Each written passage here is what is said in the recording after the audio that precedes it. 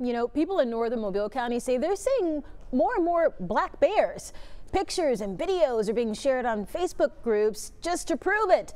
Asha Staples in the studio with one of those incredible pictures. I mean, come on, Asha, a bear?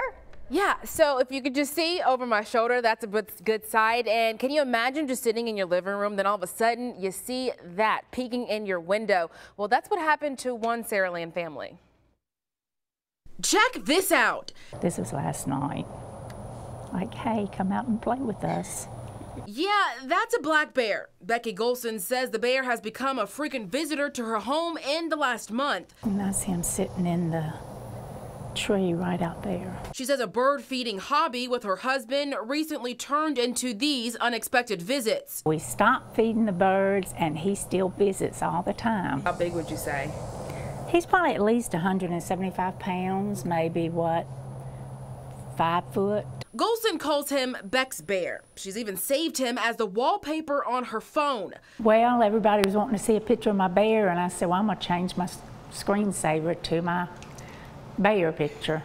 Golson says the occasional pop-ups can be a pleasant surprise, but they're also getting a little too close for comfort. You can see that from these claw marks on her porch screen. He comes at least every other day, but now that he's coming closer onto the porch and I don't have any food out whatsoever, it was startling. Is he going to open up my back door next and come on in? Game warden Thomas Harms says it's no surprise black bears are roaming around the city. Part of the issue with that area is just that it's growing. The bears are there, but you have these large landowners that our subdivisions are connected to these large landowners, and these bears are just passing through what used to be an area that they live, and in that they're feeding on whatever they can find. It's not like they're looking for the bird feeder or they're looking for the dog food.